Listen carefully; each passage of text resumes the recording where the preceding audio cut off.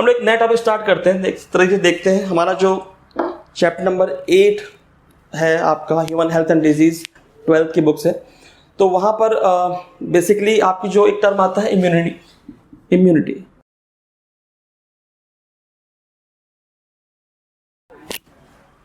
इससे क्वेश्चंस आते हैं और बहुत इजी है। अगर आप समझते हैं तो मुझे लगता है कि आपको एक क्लास में ये चैप्टर, कोशिश करिए कि आपको क्लास में ही चैप्टर याद हो जाए, ठीक है। बाकी जाके उसकी प्रैक्टिस करिए, उसमें क्वेश्चंस कीजिए। मैं आपको अश्योर्ड कर रहा हूँ कि मैंने पहले ही बताया आपको कि you will get all the question from this board only, ठीक है। तो आपको परेशान नहीं होना है, सब कुछ यहाँ से गुजरेगा। बस आप कितना अटेंटिव हैं, आप कितना कंसंट्रेशन देख रहे हैं, वो डिपेंड करता है। इम्यूनिटी को 2 सेक्शन डिवाइड किया गया है। एक को बोलते हैं innate immunity and the another is acquired immunity.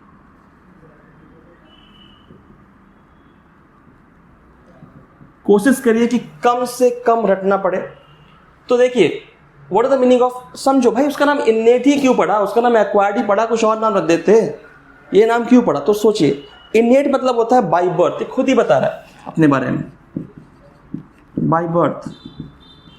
And acquired means क्या होता है, जो आप गेन करते हैं ड्यूरिंग योर लाइफ स्पैन। तो gain during life span, life span क्या होता है, लाइफ स्पैन मतलब ये है कि आपकी बर्थ से लेकर के आपकी नेचुरल डेथ तक, अकॉर्डिंग टू एनसीईआरटी सीधे सीधे लिखा हुआ है कि the lifespan is the duration between the birth to natural death, ठीक है, उसे बोलते हैं लाइफ स्पैन। उसमें इसको आप गेन करते हैं। जैसे आपके पास 2 तरीके के पैसे होते हैं। वो पैसा जो आप ऐसे धीरू भाई अंबानी के बेटा पैदा होते ही वो करोड़पति हो गया, क्यों, क्योंकि वो उसका बेटा है, बाय बर्थ उसको पैसा मिला, इन्नेट मनी। और एक्वायर्ड जो वो अपनी लाइफ स्पैन गेन करेगा, जब वो पैसे कमाएगा, अर्न करेगा, वैसे यहाँ पर है। तो जब आप इन्नेट इम्यूनिटी की बात करते हो, ये बाय बर्थ होती है, बेटा ये कैसी होती है, नॉन स्पेसिफिक। कैसी होती है, non specific. What is the meaning of non specific, कि इसको, ये सबके लिए है, किसी एक के लिए पर्टिकुलर नहीं है, सबके लिए है। और चाहे आपका पैथोजन कुछ भी हो, पैथोजन मतलब बेटा हर वर्ड की अपनी वैल्यू है, हर वर्ड की अपनी इंपॉर्टेंस है। पैथोजन मतलब क्या होता है, disease causing agents known as pathogen like bacteria, virus, fungus, protozoan and nematode. तो ये सब क्या है, ये सब के सब पैथोजन है, ठीक है। इन सब को रोकने का काम जो कर रहा है वो इन्नेट इम्यूनिटी करती है। इसको ऐसा नहीं कि भाई मैं बैक्टीरिया को रोकूंगी, फंगस को नहीं रोकूंगी, या मैं प्रोटोजोन्स को रोकूंगी, बैक्टीरिया को नहीं रोकूंगी, ऐसा कुछ नहीं, सबके लिए है। जैसे आपके घर के बाहर का दरवाजा होता है ना, वैसे ही। तो क्या है, सबके लिए, नॉन स्पेसिफिक। लेकिन एक्वायर्ड इम्यूनिटी कैसी होती है, स्पेसिफिक होती है। समझेंगे थोड़ा सा, अभी आगे चीज और क्लियर होंगी आपको। इन्नेट इम्यूनिटी में जो कुछ आता है कि भाई ये कैसे है, इसके बैरियर कौन कौन से हैं। तो पहला आता है physical barrier.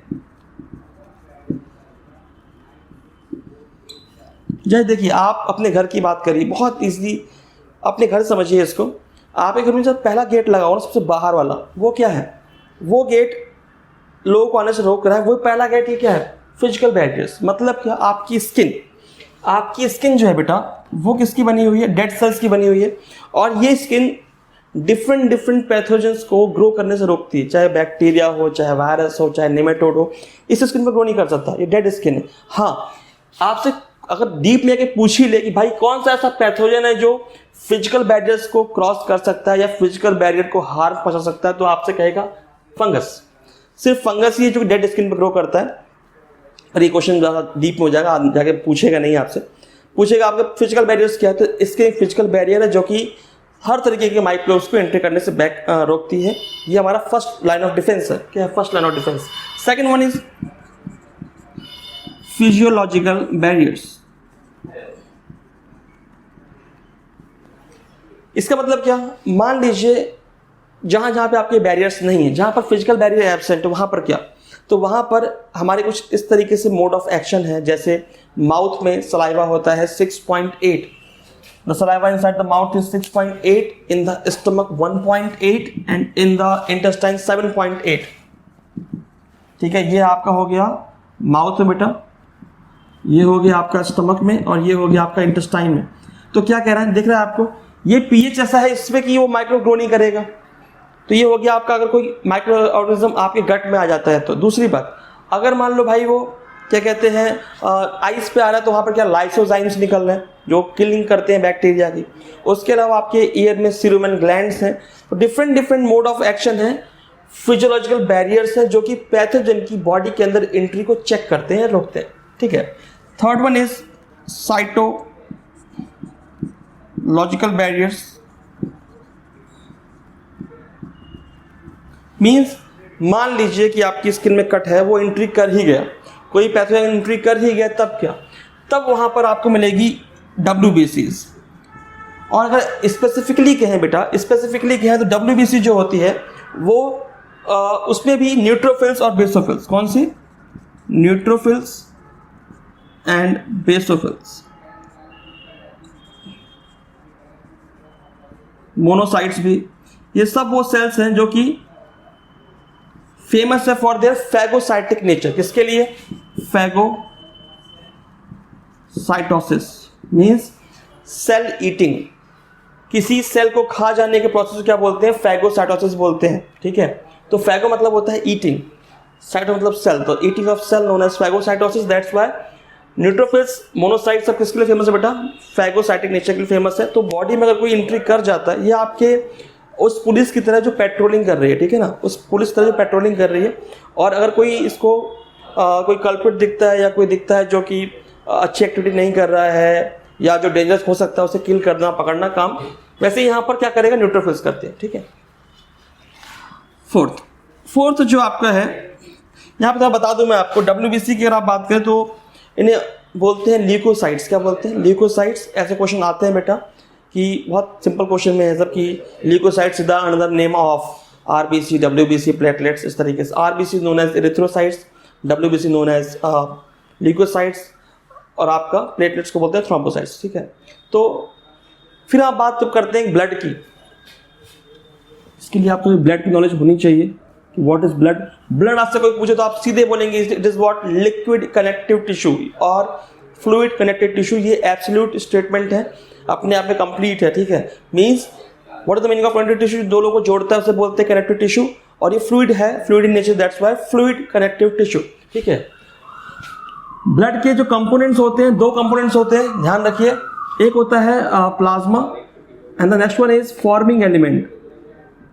Forming element percentage आपको पता होना चाहिए। Plasma constitute 55% of blood, whereas forming elements 45%। 55% further divide किया गया प्रोटीन और वाटर में, वाटर एंड प्रोटीन। तो वही वाटर दिया है बेटा 90 से 92% के आसपास वाटर है, और 8 to 10% के आसपास क्या है, प्रोटीन है। बुक में NCERT में ये आप, इससे आपकी मुलाकात होगी जब आप पढ़ेंगे बॉडी फ्लूइड चैप्टर 11th की ह्यूमन फिजियोलॉजी मिलेगा, ठीक है।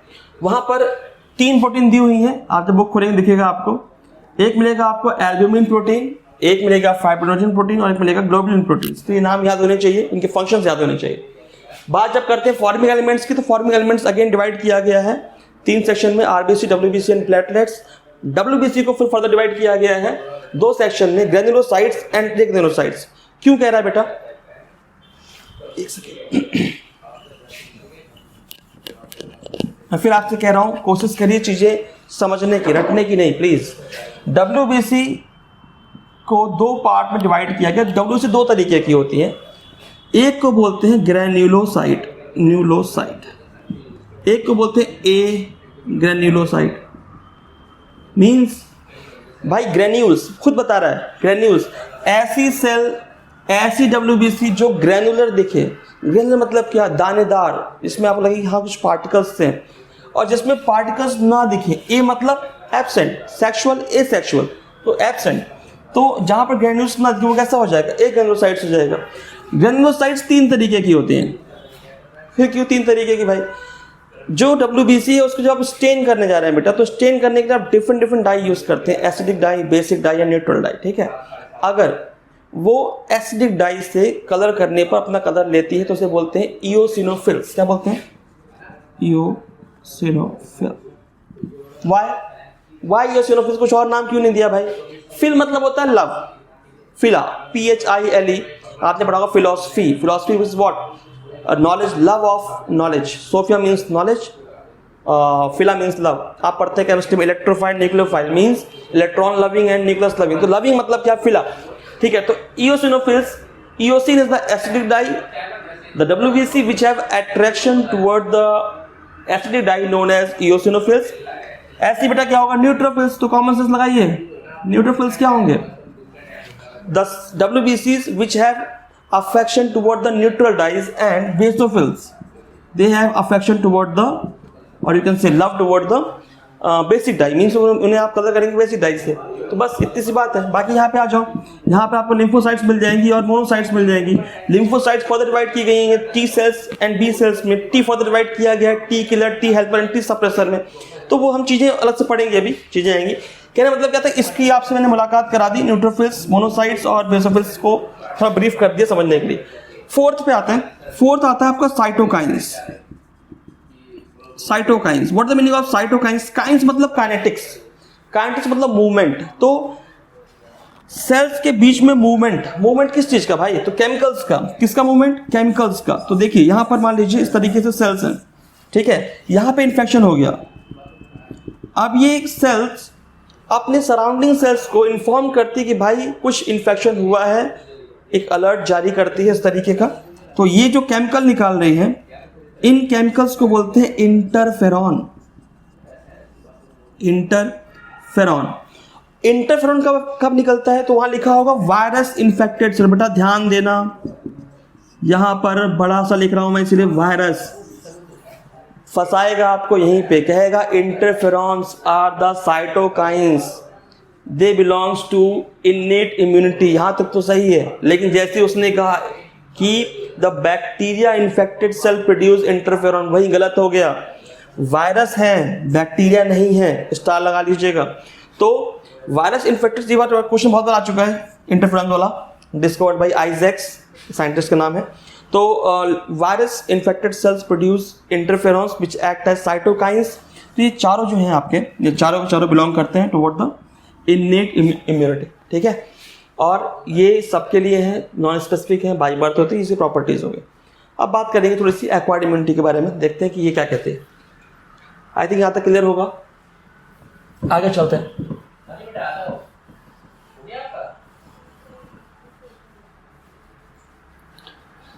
आगे देखते हैं एक्वायर्ड इम्यूनिटी को।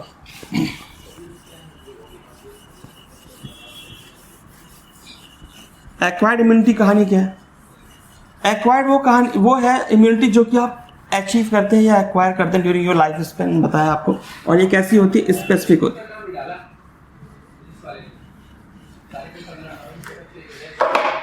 इसमें देखिए कैसे, तो यहां पर कुछ बातें आएंगी, थोड़ा ब्रीफ कर दूं आपको।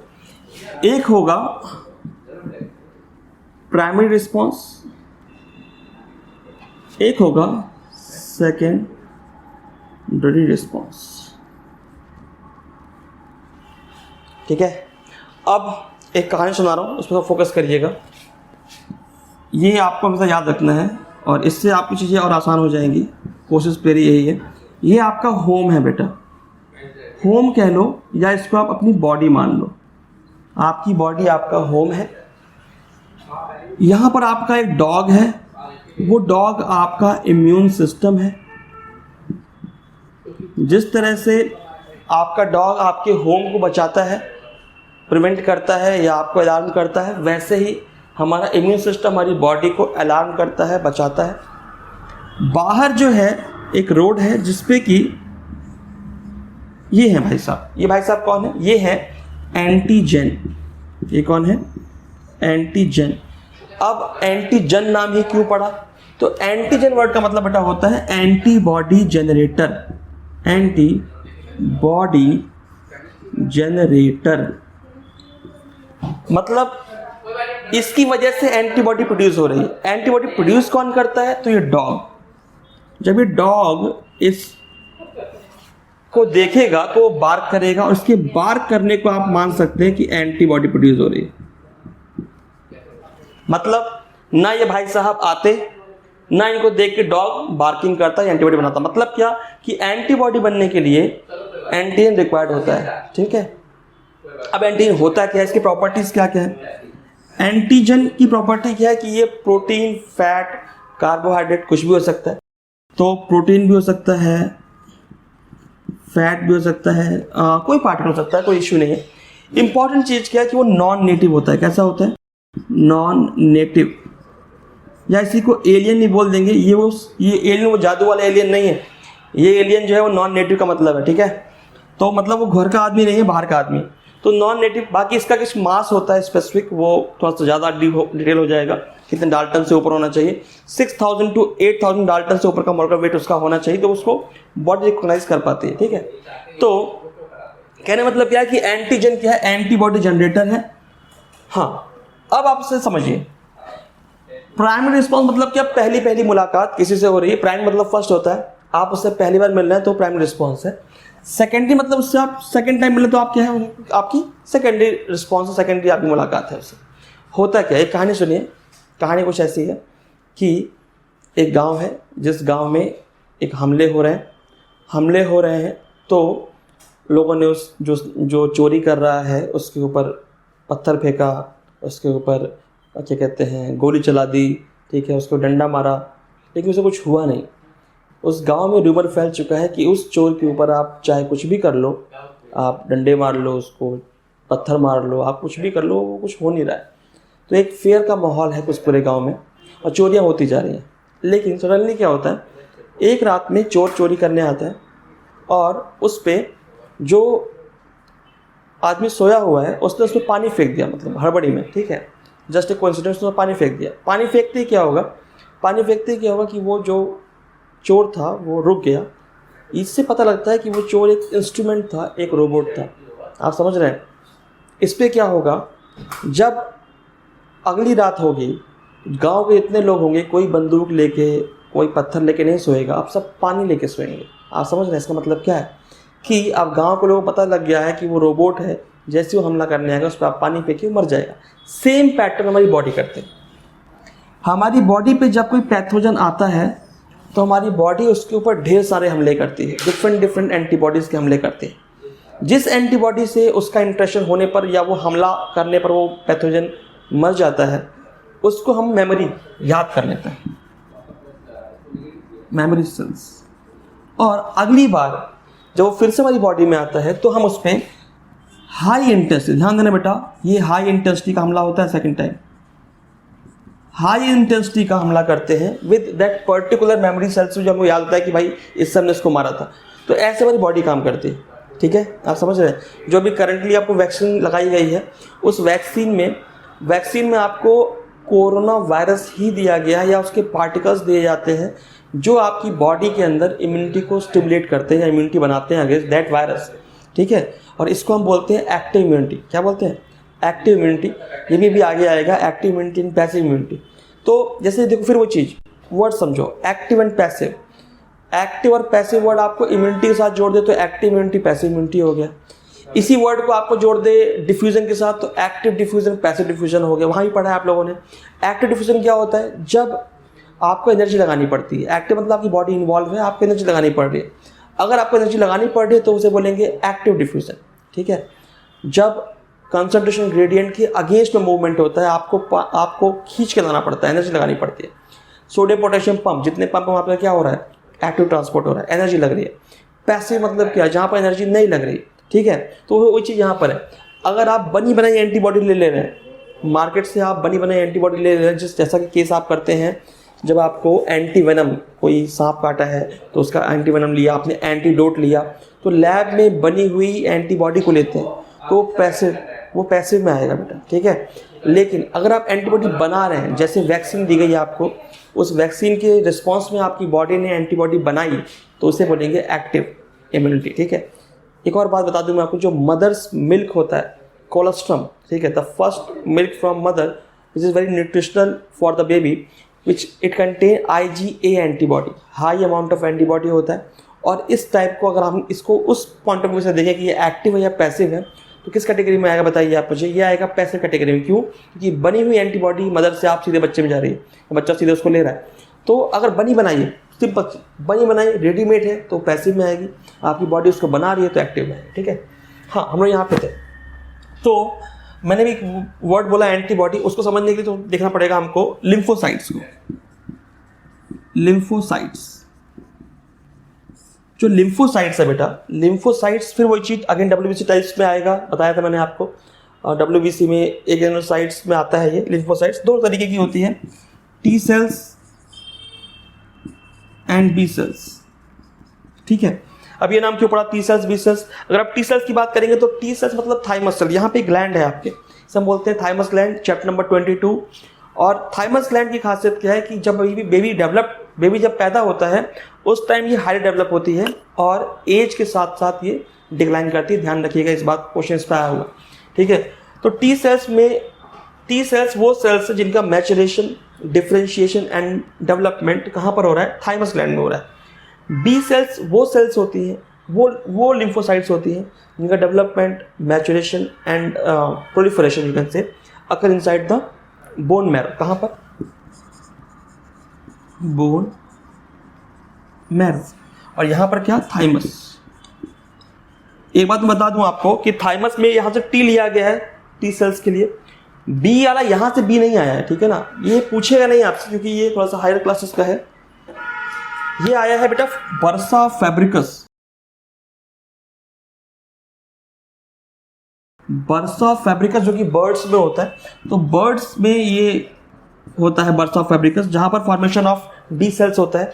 तो यहां से बी वर्ड आया है, इससे नहीं आया है, ध्यान रखिएगा। तो बी सेल्स जो होती हैं वो बनाती हैं आपकी क्या? एंटीबॉडी। क्या बनाती है? एंटीबॉडी।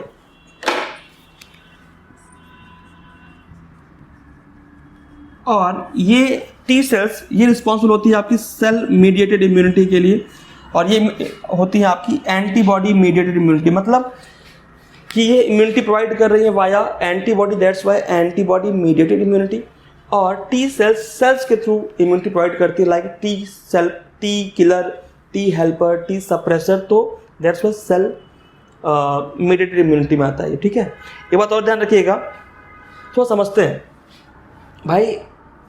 अच्छा, ये कहानी चल रही है। हाँ, मान लो कि ये जो है इंडिविजुअल, ये घर के अंदर नहीं आ रहा, ये घर के अंदर नहीं आ, रोड पर से जा रहा है, लेकिन इसको देख के भी कुत्ता भौंक रहा है, ये डॉग बार्किंग कर रहा है, तो क्या ये आपकी बॉडी के लिए सही है? नहीं भाई, आप इरिटेट हो जाएंगे। आपकी बॉडी का डॉग या आपके घर का डॉग जो है, या आपकी बॉडी की जो इम्यूनिटी अगर वो ज़्यादा एक्टिव हो जाए, हाइपर एक्टिव हो जाए, धूप आ रही है तो वो आपको छींक होने लग जाए, डस्ट पार्टिकल आपकी नाक में गया तो आपको छींक आनी शुरू हो गई, इससे क्या? इसे बोलते हैं allergy. What is allergy? The hyperaction, the exaggerated form of immune system is known as allergy. Dog जो है वो थोड़ा सा ज़्यादा एक्टिव हो गया है अपने काम से ज़्यादा, तो ये क्या हो गया? एलर्जी हो गया, ठीक है। एलर्जी में क्या बनता है? IgE एंटीबॉडीज बनती है, ठीक है। और तीसरा फॉर्म पे आ जाओ, जब डॉग पागल ही हो जाए, अगर डॉग पागल हो जाएगा तो क्या करेगा? अपनी घर के लोगों को काटना शुरू कर देगा। सेम चीज़, हमारा इम्यून सिस्टम अगर पागल हो गया, मीन्स वो डिफ्रेंशिएट नहीं कर पा रहा between the native and non native. When immune system unable to differentiate between native and non-native or native and alien, तो उसे क्या बोलते हैं? ऑटोइम्यूनिटी।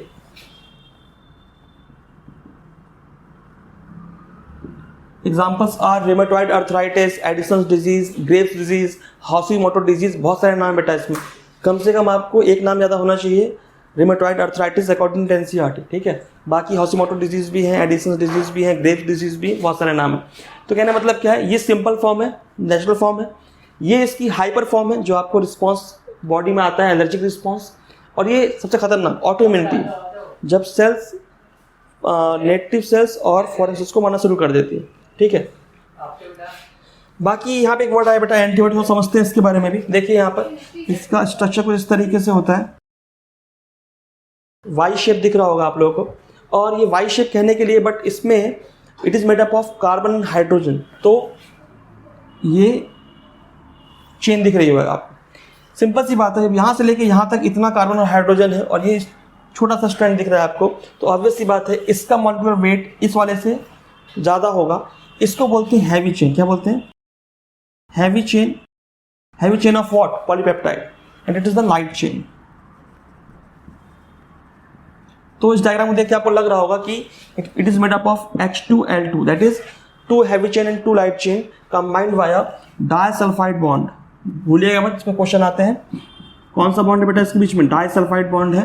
तो यहाँ पर इस तरीके से लगा देंगे इसके ऊपर, यहाँ पे एक कार्टून बनाया है आपकी बुक में, इस पर क्वेश्चन आते हैं।